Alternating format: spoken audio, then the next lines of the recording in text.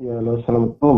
Waalaikumsalam warahmatullahi wabarakatuh. Ya Pak, Gini, Pak tadi posisi di mana ini? Di kantor? di rumah Pak. Oh, Baru mau jalan terus lagi. gini. Kemarin itu saya ada pemahaman ya. Pertanyaan saya tuh gini. Untuk apa sih Allah tuh menciptakan nafsu manusia? Untuk apa Allah menciptakan nafsu manusia? Padahal kan poin utama kan semua permasalahan tuh sumbernya dari hawa nafsu kita kan, Pak. Mm-mm. Nah, sekarang tuh pertanyaannya tuh terus untuk apa? Kenapa kok Allah menciptakan manusia itu dibuat nafsu? Padahal kalau malaikat kan nggak ada nafsunya tuh bisa taat gitu loh, Pak. Coba. Untuk membedakan, jadi gini, justru itu yang membuat manusia itu bisa lebih mulia daripada malaikat, bisa lebih hina ketimbang binatang ya. Iya, Karena dalam ada hawa nafsu itu. enggak maksudnya itu hakikatnya. Jadi pasti kan Allah punya maksud ya, Pak ya. Dan pasti tujuan Allah tuh baik. Tapi kan kenyataannya ketika manusia diberikan nafsu, maka di Al-Quran pun sampai diwanti-wanti jika kebenaran itu mengikuti hawa nafsunya, maka dunia dan isinya kan akan punah, akan hancur, dan lain-lain. Berarti kan artinya itu pasti ada sesuatu atau ada maksud Allah yang harus benar-benar kita pahami. Sehingga nanti ke depannya, oh meskipun tanda kutip nafsu itu selalu mendorong kejahatan, tapi sebenarnya kan ada niat baik Allah yang harus kita sadari gitu loh, Pak. Oke, saya jelaskan ya. Gimana Pak? Ternyata kan satu poin utama kalau manusia tidak diciptakan dengan nafsu berarti kan tidak ada kehidupan dong, tidak ada proses perjalanan hidup karena semua kegiatan manusia itu kan didasari dari keinginan manusia itu kan, Mbak. Betul. Nah, kalau nggak ada ya nanti semua diem semua manusia pun tidak ada kegiatan apapun kan. Jadi nafsu itu memang diciptakan Allah pertama supaya ada kegiatan tentang masalah proses kehidupan. Itu yang pertama.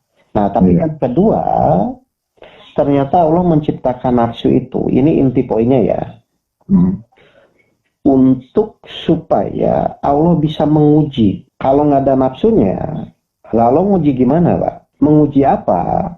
Menguji apakah manusia itu tanda kutip bisa mengikuti keinginan Allah atau terus-terusan mengikuti keinginan dirinya. Kan kalau tidak ada nafsu, tidak ada keinginan, enggak? Betul nggak?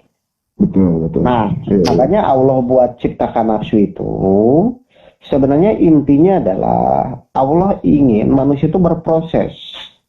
Berproses dari yang tanda kutip selalu, misalnya ingin memuaskan hawa nafsunya, menjadi tanda kutip nafsunya itu harus tanda kutip tunduk mau mengikuti keinginan Allah.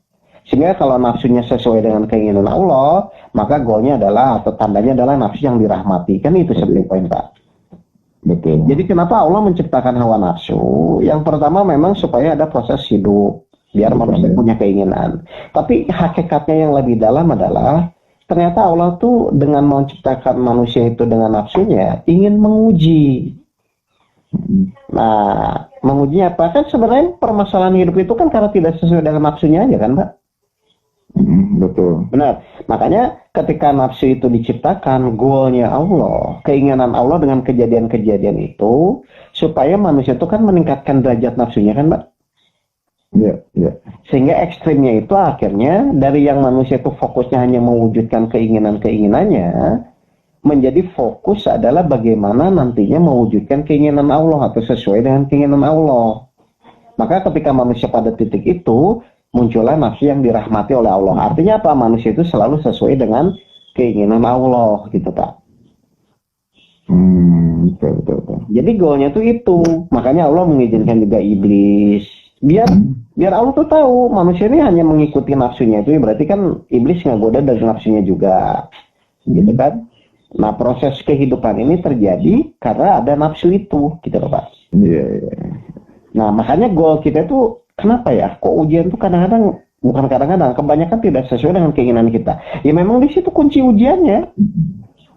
Kalau sesuai ya dia ngikutin nafsunya ya nggak akan meningkat derajat nafsunya. Karena goalnya Allah tuh nanti ujung-ujungnya manusia tuh harus selalu mengikuti keinginan Allah, sesuai dengan keinginan Allah.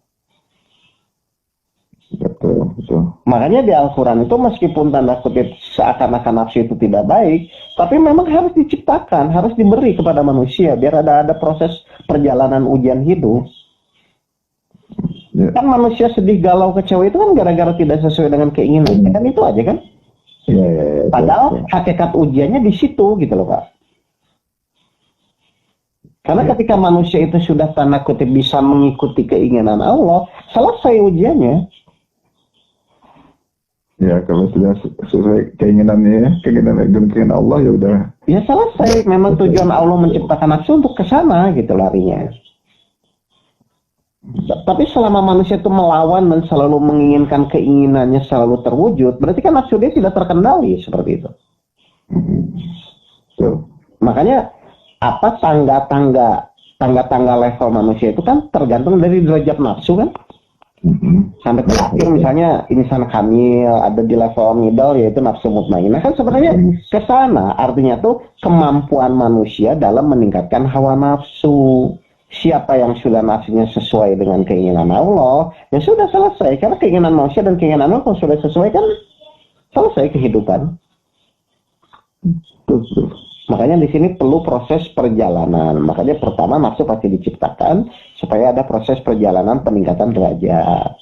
Yang kedua manusia harus mengerti betul hakikatnya. Kenapa sih kok saya dibuat ingin ini, ingin itu? Ya memang karena ujiannya di situ. Jadi goalnya itu bukan solusi. Goalnya itu adalah apakah manusia itu mengikuti keinginan Allah atau tidak. Sesuai atau tidak. Gitu loh Pak. Ya, dan meningkat nggak derajat nafsunya ya. Nah, iya, karena di situ kuncinya. Kalau semakin meningkat yang tadi Pak tadi sampaikan akan lebih mulia dari malaikat. Tapi kalau manusia nggak mengerti itu, muncul nafsunya hewan tidak sesuai, marah, kan gitu kan? Betul. Jadi manusia itu kadang-kadang harusnya mengerti dulu.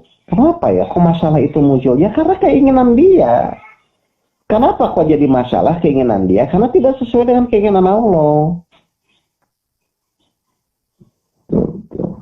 Makanya munculnya itu masalah itu dari situ awalnya. Tapi memang nafsu kita perlukan. Kalau tidak ada kegiatan kehidupan.